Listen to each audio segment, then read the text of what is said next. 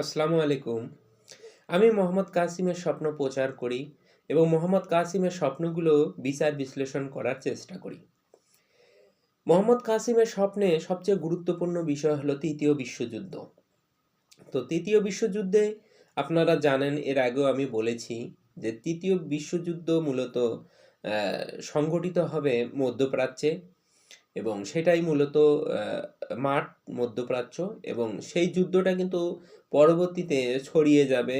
সেটা হলো এই ভারত উপমহাদেশেও ছড়িয়ে যাবে। সেটাও বলেছি, এবং সেটা গাজওয়াতুল হিন্দ নামে পরিচিত। যাই হোক, তো আপনারা যদি বর্তমান প্রেক্ষাপটগুলোর দিকে মেলান তাহলে অনেকটাই আমরা কিন্তু বুঝতে পারি। যেমন ইসরায়েল ফিলিস্তিনকে অলরেডি ধ্বংস করে দিয়েছে। আপনারা যদি দেখেন গাজা সিটি পুরোপুরি ধ্বংস, এবং এর পার্শ্ববর্তী অর্থাৎ লেবাননের দিকে যদি তাকান সেখানেও ইসরায়েল লেবাননের সংঘাত। আপনি ইয়েমেনের দিকে যদি তাকান সেখানেও যুদ্ধ চলতেছে। আপনি সিরিয়ার দিকে তাকান সেখানে যুদ্ধ চলতেছে।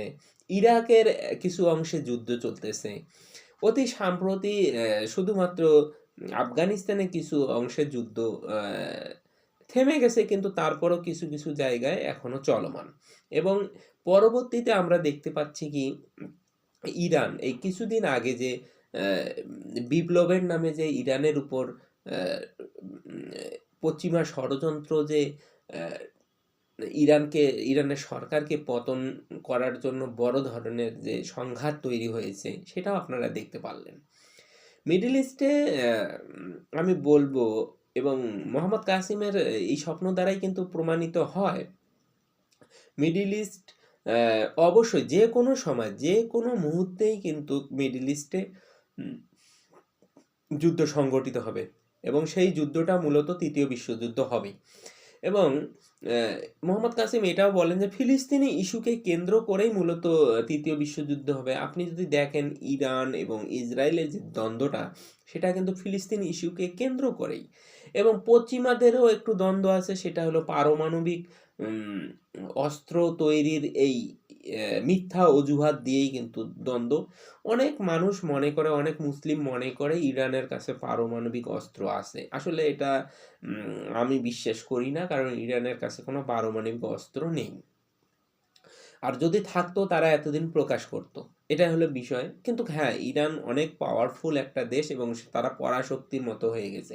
মিডল ইস্টে যদি রাজত্ব করবে সেটা হলো ইরান, কিন্তু তারা সেটা টিকতে দিবে না, কারণ ইরানকে তারা ধ্বংস অবশ্যই করবে।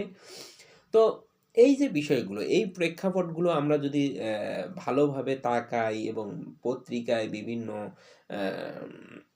কি বলা হয়, সোশ্যাল মিডিয়া কিংবা বিভিন্ন কিছু যে কোনো জায়গায় অর্থাৎ ফেসবুক, বিভিন্ন জায়গায় আমরা কিন্তু ইরানের অনেক কিছু জিনিস জানতে পারি, কিন্তু ক্লিয়ার বুঝতে পারি না আসলে ইরানের মধ্যে কি কি ঘটছিল আর কি। এই বিষয়গুলো আমরা জানতে পারি না, কিন্তু ওখানে বড় ধরনের একটা সংঘাত হয়েছিল। এবং সেই সাথে আপনি যদি তাকান ইরানের বাংলাদেশের যে প্রধানমন্ত্রী আছে, এটা কিন্তু একটা, আমি বলবো পশ্চিমা ষড়যন্ত্র ছিল, যার কারণে কিন্তু বাংলাদেশের প্রধানমন্ত্রী একটা বিতাড়িত হয়েছে।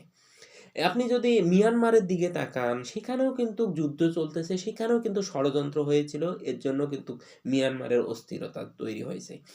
আপনারা কিছুদিন আগে শ্রীলঙ্কার যে দেখলেন, শ্রীলঙ্কার যে বিপ্লবটা হলো সেখানেও কিন্তু পশ্চিমা ষড়যন্ত্র ছিল। আমরা যদি নেপালের দিকে তাকাই সেখানেও কিন্তু পশ্চিমা ষড়যন্ত্র ছিল।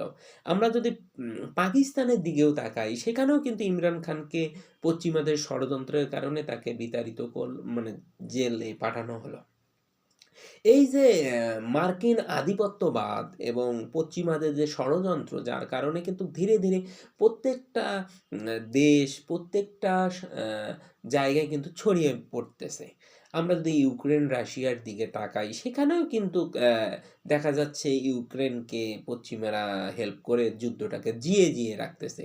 তো এই বিষয়গুলো আমি বলতে চাচ্ছি, ধীরে ধীরে আমরা যদি হিসাব করি, আমরা যদি সঠিকভাবে হিসাব করি তো দেখা যাবে প্রায় অধিকাংশ দেশে এখন যুদ্ধ চলতেছে। এই যে আরেকটা বিষয়, ভেনেজুয়েলার প্রেসিডেন্টকে যে মার্কিনিরা ধরে নিয়ে গেল, তো এই যে বিষয়টা, এই যে দাদাগিরিগুলো সেটা হতে পারে যেকোনো স্বার্থকে কেন্দ্র করে হতে পারে, সেটা তেলের কারণে হতে পারে কিংবা রাজনৈতিক যেকোনো বিষয়। আমি সেটা বলতে চাচ্ছি না। যে তারা যে কর্মকাণ্ডগুলো পরিচালিত করতেছে, কিন্তু এই কর্মকাণ্ডর দ্বারাই কিন্তু যুদ্ধ যেকোনো সময় সংঘটিত হতে পারে বলে আমি মনে করি। তবে এতটুকুই জানি মোহাম্মদ কাসেম গোটা বিশ্ব সম্পর্কে তেমন কিছু না বললেও কিংবা আমি যতটুক বুঝি কিংবা মোহাম্মদ কাসেমের স্বপ্ন থেকে আমরা বুঝতে পারি মিডল ইস্টেই মূলত তৃতীয় বিশ্বযুদ্ধ শুরু হবে এবং সেটা গোটা বিশ্বে অল্প কিছু জায়গায় ছড়িয়ে পড়বে এবং মিডল ইস্টে বেশিরভাগ ইফেক্ট হবে এবং ওটাই হবে খেলার মাঠ, মানে যুদ্ধের মাঠ, এবং সেটা ভারতীয় উপমহাদেশও ছড়িয়ে যাবে এই বিষয়গুলো। আর মুসলিমদের কিন্তু পতন হবে। আমরা মোহাম্মদ কাসেমের স্বপ্নে এটাও দেখেছি যে তুরস্কের পতন হবে, সৌদি আরবের পতন হবে এবং সর্বশেষ যেটা থাকবে সেটা হলো এই পূর্ব দিকের দেশ, অর্থাৎ পূর্ব দিকের মুসলিমরা কিন্তু